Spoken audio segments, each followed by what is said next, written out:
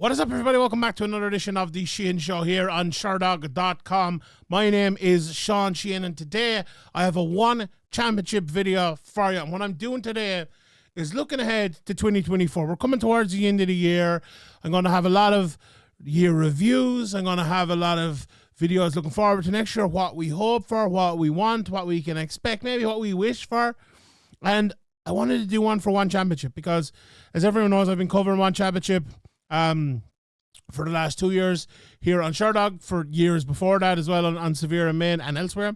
And but with that said, I've really concentrated on the last couple of years, but thanks to Sherdog, and I feel like we're at a place now where we can look forward with a lot of that, maybe that coverage, that backing, that like, who are the people we want to see, who do we want to see them fight, and we can get people excited, get people ready for the year ahead.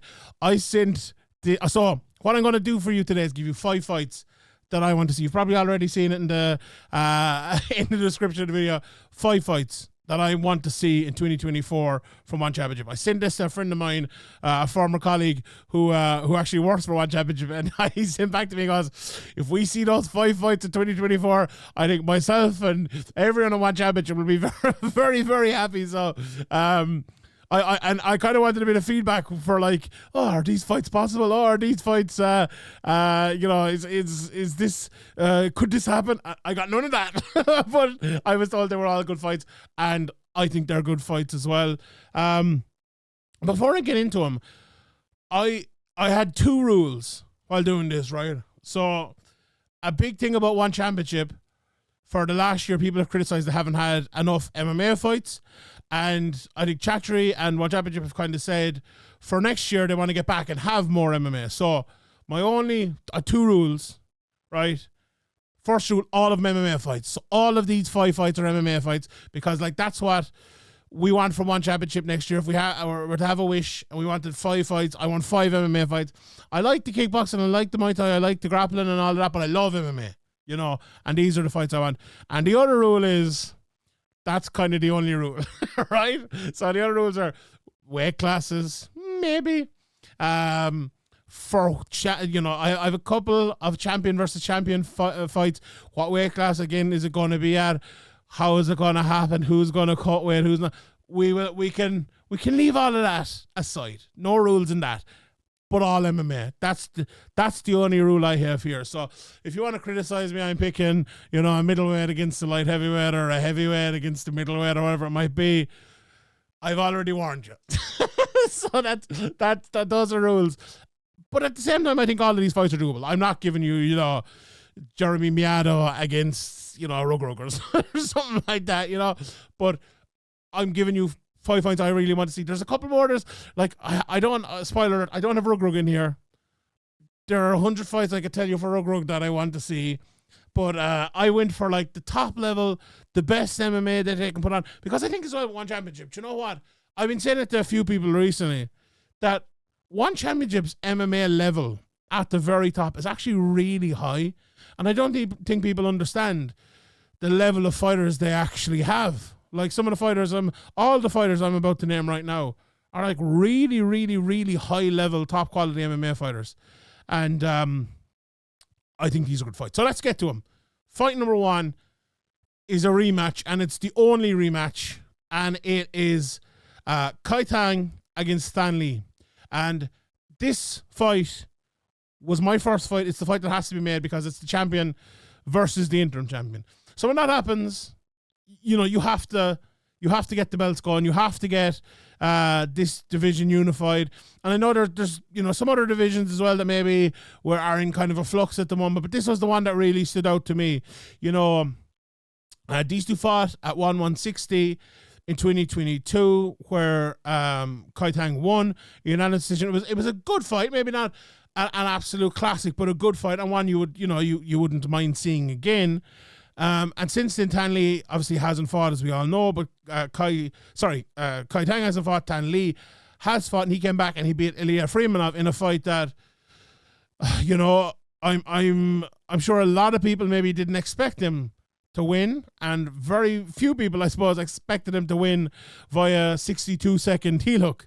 It was only his second ever submission win, and we know how good Ilya Freemanov, is, but had been before that as well. He came in with a 12-2 record. The level of guys he beat, Shinny Martin Wayne and many more as well before that, outside of one championship. So that win for Tan Le has, I think, earned him this spot again, earned him the interim championship. And when we have two fighters like that to join him up, I think that's the way to do it. The other side of it as well is your Kai Tang, you're 27 years of age, you're Tan Le, you're 38 years of age. It is the time now. It has to be done, right? We're not going full UFC on it, and Kai Tang can fight someone else. And I know he won the first fight and everything like that, but, Tan Le is a finisher. He's never won a fight by decision. 14 wins, 14 stoppages. He's only gone to one decision in his career, and he's been stopped twice. That's the kind of fighter, one championship want. That's the kind of fighter Tan Le is. And I think when you're a fighter like that, you deserve another shot at it. And, Kai Tang is a finisher as well. 13 of his 17 wins, 76% inside the distance. Only 4 decisions, in 17 wins. That's a pretty good record as well. Doesn't stack up next to Tan Le in terms of the finishing rate, but it stacks up next to most people. And I'm not going to be giving a technical breakdown of all these fights here. That's for further down the line. But the first one, I had to put it out there. This is fight number 1. I think that needs to be made in one championship in 2024. Now the rest of them are more like the fun ones, the ones I really want to see. I really want to see that one as well, but these are the Sheehan Show fights for 2024. Like, first of all here, it's tough to name this guy, Christian Lee, because I don't want to rush him back, and I think, the word has come out that he does want to come back and he does want to fight again and all that, so that's perfect. Obviously, as everyone knows, his sister passed away, I believe it was around this time last year, and he obviously hasn't fought since last November, and it's been a very tough time, obviously. His sister Angela, who was, a great one championship fighter for a long time, has decided to retire, and it's been a really, really tough time for the family, but it does look like Christian Lee is coming back. And like the run he had been on before that was absolutely fantastic, and I'd be delighted to see him back. But I definitely wanted to mention, this is not, if he doesn't want to come back, if he doesn't want to rush back or anything like that, absolutely no problem with it. But if he does want to come back, I would love to see him fight. And the fight I would love to see him in is against Zebaztian Kadestam. Just on Lee first, I was talking about the run, obviously, he was on before that. He was on a great winning run. He lost to Okre Young in 2021. That was down for, I think, one of the worst decisions of that year. I don't think he lost that fight. They rematched straight away, straight away in the next fight. Anyway, it took a good while. It was almost a year before the rematch happened. But he won that fight. Unbelievable win, unbelievable finish in that. Then fought Kerim Abasov after that. One of the comebacks of the year, just insane grit and everything in that. And what a run that was. But before that, even, he had beaten Yuri Lapicus, he'd beaten Shinya Aoki.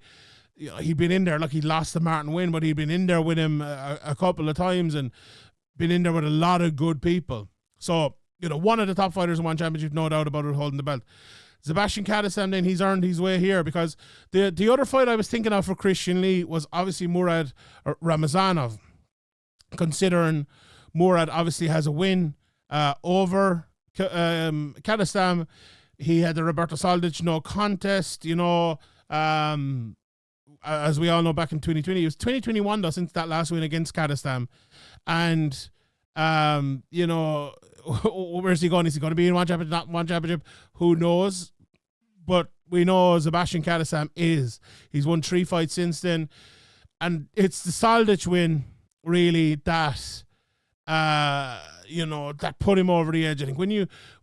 I think people who know mixed martial arts, people who have been, following the scene, I suppose, for a long time, they know what the situation is with a guy like Roberto Soldic. He comes in to one championship. He is the guy who the UFC wanted. He is the guy who probably Bellator, PFL, everyone wanted. He's going to be the champion. He's going to maybe be 2 champions. He's maybe going to be a 2-sport champion and all of that. And you go in there and you beat that guy. That means something. That is big. That is huge. You put yourself on the map when you do something like that. You know, he lost 3 fights in a row at Kadestam.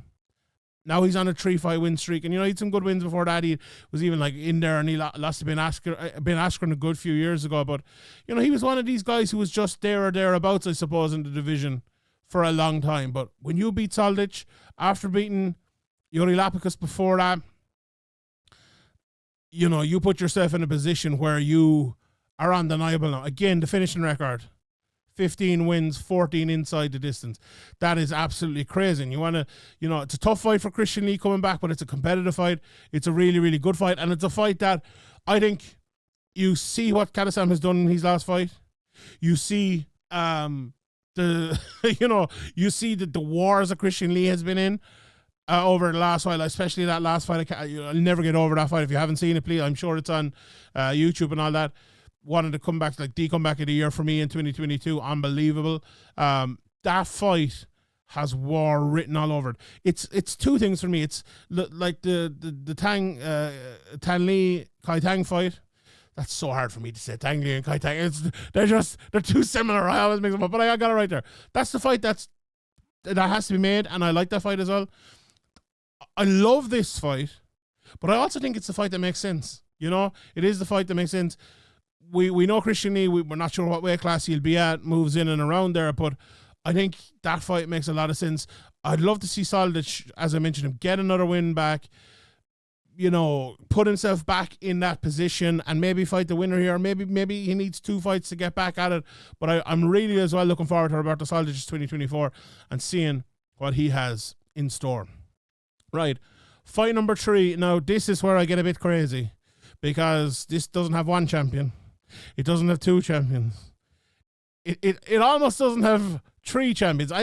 You could argue this has 4 champions because we have had 2 double champions in this. And the fight I'm going for is Anatoly, Malykhin, whose name I always pronounce wrong, and Reinier the Ritter. That is fight number 3 for me. The Ritter holding on to the belt at the moment at middleweight. Malykhin holding on to the belt at the moment at light heavyweight after beating the Ritter. But I think they need to fight again. It was 2022, end of the year. There is another belt there. On the Malykhin's talking about where can he go? How far can he get down? You know, I'm sure the Ritter's talking about how far can he get up? Where can he go? There's talks of 3 belts and all of that. I think it's a fight that I would just like to see again. It ended in the first round. Malykhin finished him. He knocked him out and everything like that. It was pretty conclusive. And he's got in and he's won the heavyweight title since. But I think it's a fight that you can do again. If Malykhin... Can he get down to 185? No, maybe not. Maybe it's a tough one for him. But if you're the Ritter, right, you haven't fought since that fight in 2022. It's only 1 fight for Malykhin in 2023. It's going to take something special, I think, for both of them to come back. Now, this is, as I said again, this is a me fight. This is a fight that, you know, will it happen? No, this is probably the least likely of the fights to happen, considering what happened the last time they fought. Did I say the other one was only the only rematch as well? I was mistaken at that one. But if you're the Ritter, and now let me put a asterisk on this one as well. This isn't necessarily one that might happen straight away. You know, that might happen in February or March, something like this. This might be the Ritter kind of going. Right, okay, it could be 2 ways. Malykhin has talked about middleweight. I'm skeptical on that one. I don't know if that one can happen. But it might be the Ritter gone here. I don't want to be the middleweight champion anymore. I am going to... And also, with 1 championship with the weight cutting as well, middleweight is more like 205. So it might be a little bit more possible. We'll see on that. But it might be a case of the Ritter gone here. I want to prove I can beat this guy. I want to prove I'm the king of 1 championship. I want to go up. I want to win a couple of fights earlier in the year, and then I want to put myself in position again to challenge for that title. Maybe Malykhin has a heavyweight title fight in the middle of all that, but that's something I could see, and that's something I think would be really cool. Like I love when people chase other fighters. I love when that happens. I like when Alex Pereira did it to Izzy. Like if Izzy was to go up now to 205, I feel like Izzy's one of these guys that wouldn't do that. I feel like the Ritter's the type of maniac that might do it, you know. And Malykhin is the type of guy that would say, "Well, you want another go at it? I'll do the same thing I did to you the first time." And I think that would be really fun. As an aside, and then maybe if that fight won't happen, what about Soldic winning a fight, middleweight, and fighting the Ritter? That's a fight that like a lot of people have been talking about for a while, like since Soldic signed, before he signed, a fight that could happen. I would love that fight. So that's another one I'll throw out there. If you don't like my rematch, if you're thinking, Shani, what are you talking about? He got knocked out in a round. Fair enough. Soldic and the Ritter is the B side of that one. Right. My last two fights are my favorite ones. My absolute and utter favorite ones. The first one, again, I'll say, don't mind your weight classes. Who cares about weight classes? This is a fight we've always wanted to see. A lot of people have wanted to see for a very, very, very long time, inside and outside of one championship. And it is, who is it? Can you guess? It's Demetrious Mighty Mouse Johnson against John Lineker. I, along with many other people, have wanted to see this fight for a long time, as I said. In the UFC, John Lineker kept failing to make weight. He couldn't get down to 125. Obviously, Demetrious wasn't going up to 135, especially to fight John Lineker at the time. John Lineker obviously came to one championship. Has a great run, won some and lost some in one championship, but has a great, only lost one, I suppose. But has had a great time in one championship. And I think it's a fight that makes a lot of sense. I think John has a fight coming up in against Liam Harrison. I believe that's in kickboxing, if I'm not mistaken. So that's happening in January. So like this could very much happen after that. The only issue, I suppose, is Demetrious retired? Now, if Demetrious is retired, I have no problem with that at all. And there's no one on planet Earth who deserves to retire as much as the greatest person to ever fight in mixed martial arts, in my opinion. But if he was to have another one, I think this would be a fun one. Like, there's been talks of him going down and fighting, or even the champ at 115 coming up and fighting him.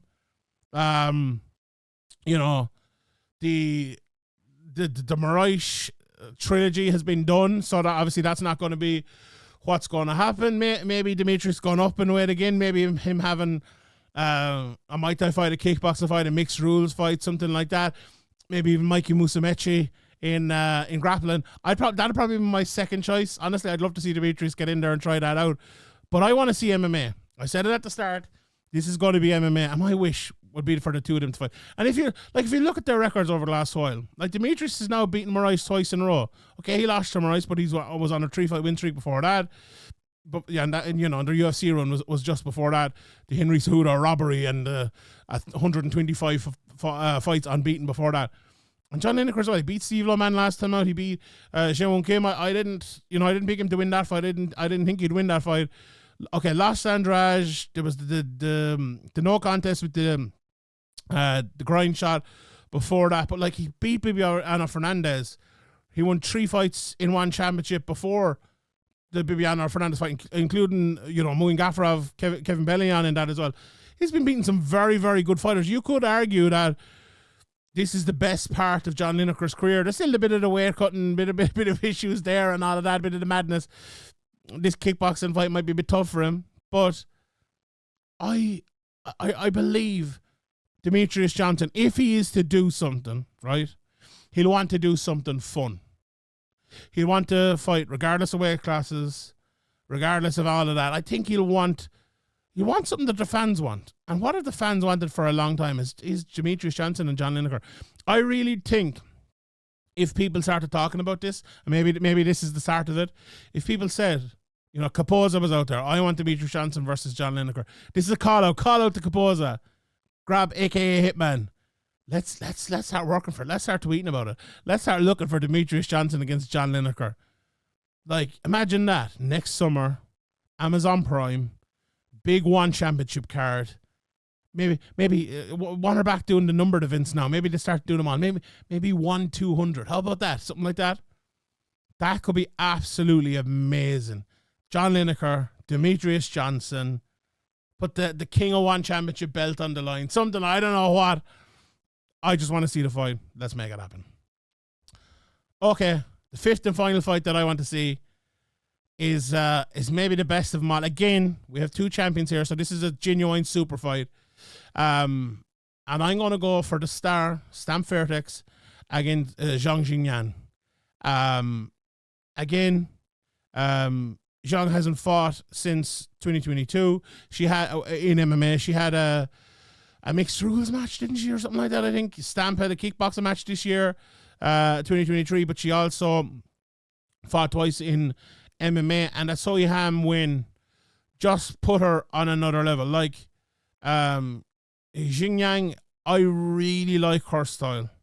I love the way she fights. Like, you know, I talked earlier about people being finishers. She 12 finishes in 18 fights, not bad, but she's had a lot of decisions recently. But why does she have them? You know, going up and down weight classes, fighting people, you know, fighting the likes of Angela Lee over and over again. It's not always easy to finish people, but she has like this very interesting style. I've talked about it many different times before, where, you know, she is hard to hold down. She's hard to hit. She's hard to understand almost as a fighter. And you gotta love that. Whereas Stamp has just become this really talented all-around fighter. She was always talented. She was always a good fighter. She always had potential. But now she's reached her potential. I'll mention it again. That Sheehan fight, 1 on Prime 14, September 2023. That was the moment that Stamp broke out. She became, in my opinion, I'm going to say this now, maybe this is a bit premature, but in my opinion, she's a 2023 Female Fighter of the Year. I don't think anyone in the UFC or Bellator or PFL stood out as much as she did. Now, some people had great years, obviously Alexa Grasso, you know, Pacheco, you know, even Liam McCourt, Chris Cyborg, and, you know, Sarah Collins in Bellator, and many more as well. Erin Blanchfield had a great year. Tatiana Suarez had a great comeback year. It wasn't a bad year for women's MMA. I'm not saying that at all, but at the very, very top level, if we're breaking down who had the best year, I would say Stamp. I really, really would say that. And she has become the biggest star, in my opinion, in one championship. Angela Lee literally passed her the baton in the cage after a beautiful moment. You know, she, you know, wept in the cage with Angela Lee there. It was sad and beautiful and wonderful and awful all at the same time, but it was, you know, it was one of those moments. And I just think anyone who saw that, or if you haven't seen it, go and watch it back now. It was brilliant. It was brilliant. And the person who could be opposite her in this fight is a fighter who, you know, none of that, like none of the star, none of the acclaim, none of all that matters. So she just goes in there and she does her job, and she beats almost everyone. The only person to beat her in the last 8 years is Angela Lee, and she came back and she had beaten her before that, and she beat her again after that in 2022. That is a fight that you look at it and you think, you know, Zhang is, she wouldn't have the normal size advantage the person in the weight class above would have. So that's, you know, that's one thing. But she has like the wits and the high level experience maybe that Stamp has just started to attain.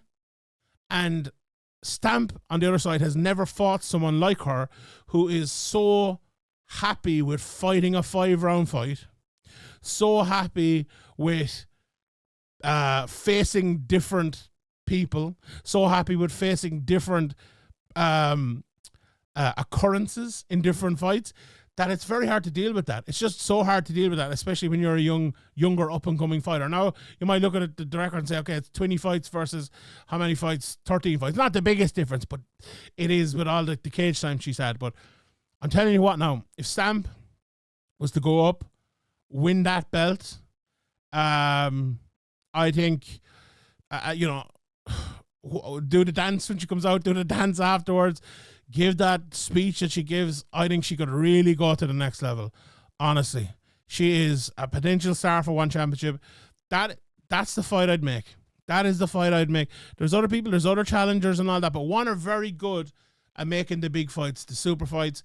They will put their fighters under pressure, and they'll give them another chance if they lose, and they'll give them even bigger chance if they win. I love that from one. I really do.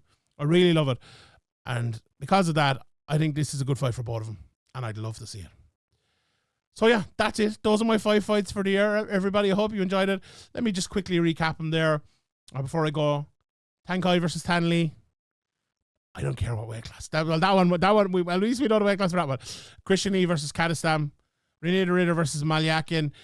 Or maybe we'll go with the Ritter versus Soldic. If you don't like that rematch. Demetrious versus John Lineker. Come on. We all want to see it. Come on, Kapoza. And Jingnan against Stamp Nong Fairtex. All right, everybody. That is it for me. Those are my 5 fights. If there's any fight you want to see in one championship this year, let me know in the comment section below. Comment in the comment section below here on YouTube. I'll reply. We'll have a bit of a chat about it. All right, I'll let you go. Thank you to everybody for listening, watching, tuning in today and all year.